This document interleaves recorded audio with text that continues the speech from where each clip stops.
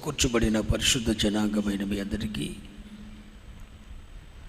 నా ప్రభు అయిన యేసుక్రీస్తు నామమున హృదయపూర్వకమైన ప్రేమ వందనాలు తెలియజేస్తున్నా.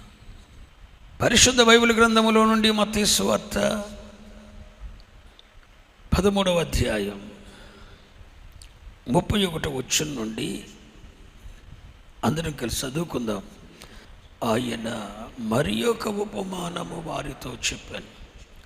పరలోక రాజ్యము ఒకడు తీసుకొని తన పొలములో విత్తిన ఆవగింజను పోలి ఉన్నది. విత్తనములన్నిటిలో చిన్నదే గాని పెరిగినప్పుడు కూర మొక్కలన్నిటిలో పెద్దదై ఆకాశ పక్షులు వచ్చి దాని కొమ్మల యందు నివసించునంత మీరెన్నడూ మర్చిపోకూడని విషయాలు మీతో చెబుతూ ఉన్నాను, మీరు వింటున్నారు.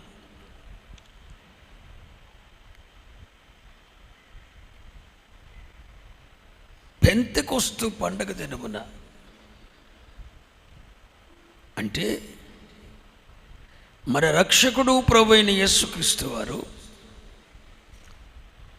మానవ రక్షణార్థమై సిలువ వేయబడి మరణించి సమాధి చేయబడి 3వ రోజున తిరిగి లేశారు. తిరిగి లేచిన తర్వాత 40 దినములు మనుషుల మధ్య సంచరించారు, వారితో కలిసి నడిచారు, వారితో కలిసి మాట్లాడారు, వారితో కలిసి భోజనం చేశారు.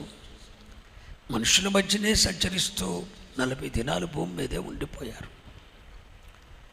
40వ దినమున పనంతటిని ముగించుకొని మరలా తిరిగి ఆ నిత్య మహిమలోనికి వెళ్తూ సింహాసనం యొద్దకు వెళ్తూ, నేను వెళ్ళి ఆదరణకర్త అయిన పరిశుద్ధాత్మను పంపిస్తాను, ఆయన మీతో ఉంటాడు, మీలో ఉంటాడు, మిమ్మలను సర్వ సత్యములోనికి తీసుకొని వెళ్తాడు, మీరు చేయాల్సిందల్లా ఆయనే చేపిస్తాడు. ఒత్తిడి లేకుండా, జీవితాన్ని కష్టపెట్టుకోకుండా మీరేం చేయాలో ఆయన మిమ్మల్ని నడిపిస్తాడు. జీవజలముల బొగ్గల యొద్దకు నడిపిస్తాడు. ఆదరణకర్త, మీరు కృంగిపోయినప్పుడు ఆదరిస్తారు. మీకు ప్రార్థించటం చేతగానప్పుడు ఉచ్చరింప సఖ్యము కాని మూలుగులతో మీలోనే ఉండి తండ్రికి ప్రార్థిస్తాడు. అరే, ఒకటి కాదురా బాబు, అన్ని కోణాల్లో అన్నీ తానైపోతాడు. అలాంటి పరిశుద్ధాత్మని నేను మీ మధ్యకు పంపిస్తాను. పరిశుద్ధాత్ముడు మీ మధ్యకు వచ్చే వరకు యెరూషలేము పట్టణాన్ని విడిచిపెట్టి వెళ్ళొద్దు, ఇక్కడే కనిపెట్టుకొని ఉండండి అని చెప్పాడు. ఆ మాట విన్న ప్రభు వారి యొక్క శిష్యులను ప్రభువు తల్లి ఇంకా 120 మంది మొత్తం ఒక గదిలో చేరి ప్రార్థిస్తున్నారు.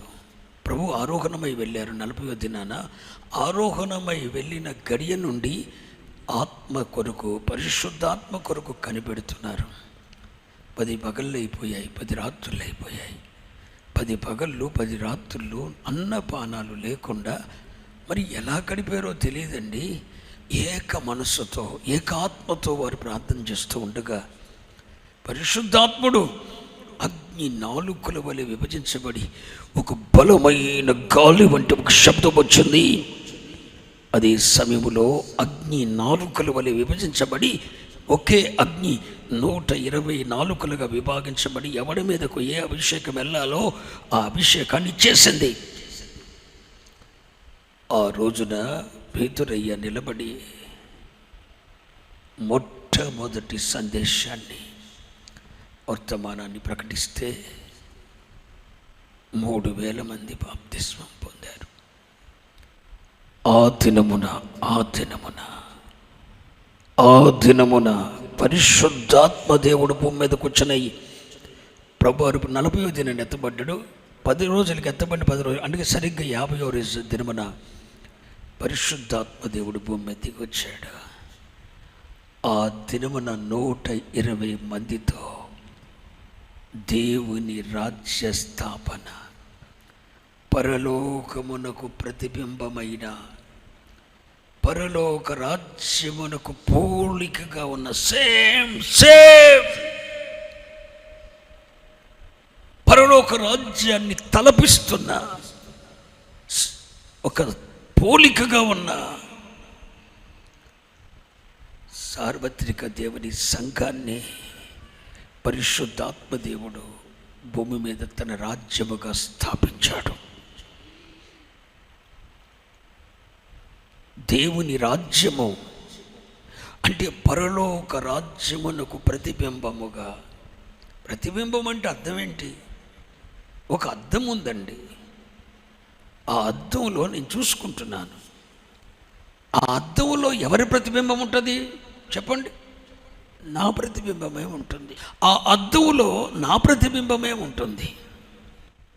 అలాగే సేమ్ పరలోక రాజ్యం ఎలా ఉందో నిత్యత్వంలో, నిత్యమహిమలో, దానికి పోలికగా భూమి మీద ఒక సంఘము స్థాపించబడింది. పెంతెకొస్తు పండుగ దినమున పరిశుద్ధాత్ముడు భూమి మీదకి దిగివచ్చిన రోజున ఆ పరలోక రాజ్యము దేనిని పోలి ఉన్నదంటే ఓ చిన్నపాటి ఆవగింజను పోలి ఉన్నది.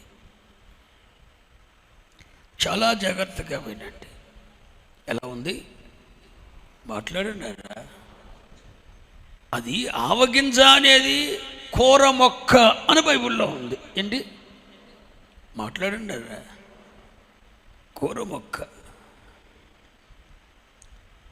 సరిగ్గా ఆవగింజ యొక్క వయసు ఎంతంటే, ఆవగింజను భూమిలో విత్తిన తర్వాత దాని వయసు ఎంతంటే 1 సంవత్సరం పాటు మాత్రమే. 1 సంవత్సరం మాత్రమే అది పంటనిస్తుంది. ఎదిగి పంటనిచ్చి ముగింపు అయ్యేసరికి సంవత్సరం. మొక్క మొక్కలాగానే ఉంటుంది. 1 సంవత్సరంలో పంటనిచ్చి అయిపోతుంది దాని పని. అయితే ఆవగింజను భూమి నాటింది ఎందుకు నాటాడంటే, ఇప్పుడు చూడండి, మీరు ఇంటికి వెళ్ళిన తర్వాత మనసు పెట్టి చదవండి. పరలోక రాజ్యము ఒకడు పొలములో విత్తిన మంచి విత్తనములను పోలి ఉన్నది, అవి గోధుమలు అంటాడు మొదటి ఉపమానంలో. ఇక రెండవ ఉపమానంలోకి వచ్చేసరికి పరలోక రాజ్యము పొలములో విత్తిన ఒక ఆవగింజను పోలి ఉంది అంటాడు. మూడవ ఉపమానంలోకి వెళ్ళేసరికి పిండిని పోలి ఉన్నది అంటాడు. అంటే దాని అర్థం ఏంటి? దైవిక మనసు పెట్టాలి మనం. అంటే దేవునికి పరలోక రాజ్యమునకు ప్రతిబింబమైన సంఘం. సంఘం అంటే సంఘం అన్నప్పుడు గుంపును చూడొద్దు. నీవు నేను అడుగుతున్న సంఘం అంటే అనండి, అనండి, అనండి. ఎలా ఉండాలి? పొలములో విత్తిన ఒక గోధుమ గింజగా, మంచి విత్తనంగా, పొలములో విత్తిన ఒక ఆవగింజగా, 3 కొంచెముల పిండిగా, మంచి పిండిగా ఉండాలి. ఇవన్నీ దేనిని చూస్తున్నాయండి? పొలములో విత్తిన గోధుమ గింజ, పొలములో విత్తిన ఆవగింజ. దాని అర్థం ఏంటి? నా వైపు చూస్తూ వినండి. గోధుమ గింజలా ఉండాలి అని కోరుకున్నాడు అంటే అర్థం ఏంటి? గోధుమ గింజ, పొలములో విత్తిన గోధుమ గింజ, అదుగో పొలములో విత్తిన ఆవగింజ వలె ఉన్నది. ఏంటి? దేవుని రాజ్యం, పరలోక రాజ్యం ఎలా ఉంటుందంటే పొలములో విత్తిన గోధుమ గింజ వలె, ఆవగింజ వలె ఉంటుంది అన్నాడు. దాని అర్థం ఏంటి తెలుసునా? గోధుమ గింజ, ఆవగింజ ఎందుకర్రా అంటే మానవునికి ఆహారము కొరకైనది. అర్థమైందా? ఎందుకు అంటే ఈ గోధుమ గింజను దేవుడు సృష్టించడానికి గల కారణం ఏంటి? ఈ ఆవగింజ యొక్క ఉద్దేశం ఏంటి? దేవుని ప్రణాళికలో ఆవగింజ యొక్క పద్ధతి, ఆవగింజను దేవుడు సృష్టించటంలో, ఈ గోధుమ గింజను దేవుడు సృష్టించడంలో, విత్తనములిచ్చు కూర మొక్కలను దేవుడు సృష్టించడంలో కారణం ఏంటి? అది మానవునికి ఆహారాన్ని ఇచ్చేది కావాలి.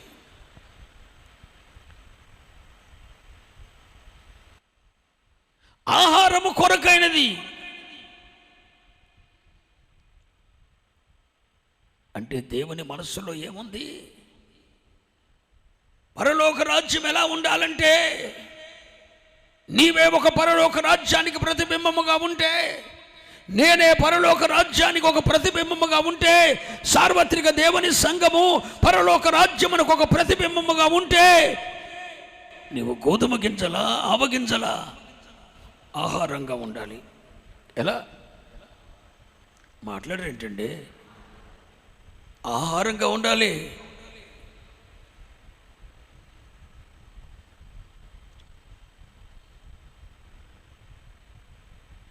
ఆహారం ఏం చేస్తుంది? జీవాన్ని ఇస్తుంది. అనండి, ఆహారం ఏం చేస్తుంది? జీవాన్ని ఇస్తుంది. అంటే పరలోక రాజ్యము గోధుమ గింజ వలె,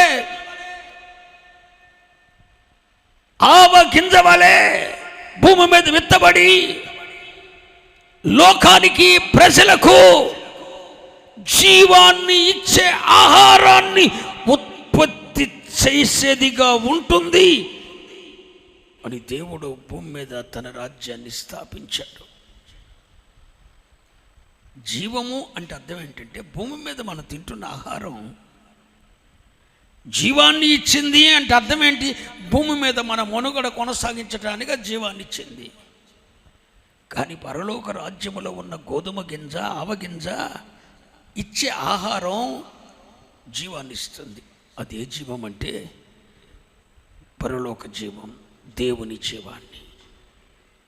ఆ దేవుని జీవం ఎప్పుడైతే ఇస్తుందో, ఈ గోధుమ గింజ, ఈ ఆవగింజ జీవాన్ని ఇచ్చే ఆహారంగా మారి పరలోక జీవాన్ని, దేవుని జీవాన్ని భూమి మీదకి ట్రాన్స్ఫర్ చేస్తుంటే, ఆ జీవం పొందినవాడు దేవునిలో దేవునిలో దేవునిలో మనుగడ ఆరంభిస్తాడు. అర్థమవుతుంది నాకు ఎందుకంట, పోనీ అర్థమైన వాళ్ళు మాత్రం స్తోత్రం చెప్పండి. దేవునిలో మనుగడ కొనసాగిస్తారు. ఎప్పుడైతే జీవము గల దేవుని సంఘం, నేనే పరలోక రాజ్యాన్ని అనుకోండి, ఫర్ ఎగ్జాంపుల్ నేనే పరలోక రాజ్యాన్ని అనుకోండి, నేను ఎలా ఉండాలి? పొలములో విత్తిన ఒక గోధుమ గింజనై, పొలములో విత్తిన ఒక ఆవగింజనై జీవాన్ని ఇచ్చే ఆహారాన్ని ఇవ్వాలి. ఎప్పుడైతే నేను జీవాన్ని ఇచ్చే ఆహారంగా మార్చబడతానో, నేను పరలోక రాజ్యమునకు ప్రతిబింబమైన ఆహారాన్ని ఇస్తున్నాను కనుక, గోధుమ గింజనై, ఆవగింజనై పరలోక రాజ్యములో వస్తున్న జీవము ఇచ్చే ఆహారాన్ని మీకు పంచిపెడుతుంటే, ఇక మీలో జీవము, అదే జీవం అవ్వాలంటే లౌకిక జీవం కాదది. మీ జీవము దేవునిలో, దేవునితో, దేవునిలో దేవునితో మనుగడ కొనసాగించేదిగా ఉండాలి. ఇలాంటి జీవాన్ని ఉత్పత్తి చెయ్యాలి సంఘం. ఇలాంటి జీవాన్ని ఉత్పత్తి చేసేదిగా ఉండాలి జీవము గల దేవుని సంఘం. పరలోక రాజ్యమునకు ప్రతిబింబముగా ఉన్న సంఘము, దేవుని రాజ్యము పరలోక జీవాన్ని భూమి మీదకు ఉత్పత్తి చేసేదిగా ఉండాలి. దేవుని జీవాన్ని లోకానికి పంచిపెట్టేదిగా ఉండాలి. గోధుమ గింజ ఏ విధంగా ఆహారం ఇస్తుందో, ఆవ గింజ ఏ విధంగా ఆహారంగా మారుతుందో, నా పిల్లలు, నా రాజ్య వారసులు, నా రాజ్యమునకు ప్రతిబింబముగా ఉన్నవారు జీవమునిచ్చే ఆహారమై నా జీవాన్ని లోకానికి పంచిపెట్టేవారుగా ఉండాలి అన్న ఉద్దేశంతో గోధుమ గింజ వలె, ఆవగింజ వలె దేవుడు మనలను భూమి మీద నాటాడు. మరి అడుగుతున్నా, నిజంగాను గోధుమ గింజవైతే, హలో, నీవే ఒక దేవుని రాజ్యం అయితే, నీవే పరలోక రాజ్యమునకు ప్రతిబింబమైతే, పరలోక జీవాన్ని ఇవ్వగలిగిన ఆహారంగా మీరున్నారా? లేరు అంటే అర్థం ఏంటి? లేరు అంటే అర్థం ఏంటి? దుష్టుడు విత్తిన, లోకంలో దుష్టుడు విత్తిన మరొక గింజ కూడా ఉంది. అదేంటి? గురువు. అది ఆహారానికి పనిచేయదు, జీవాన్ని ఇవ్వదు. మీలో ఎంతమంది దేవుని జీవాన్ని లోకానికి పంచిపెడుతున్నారు?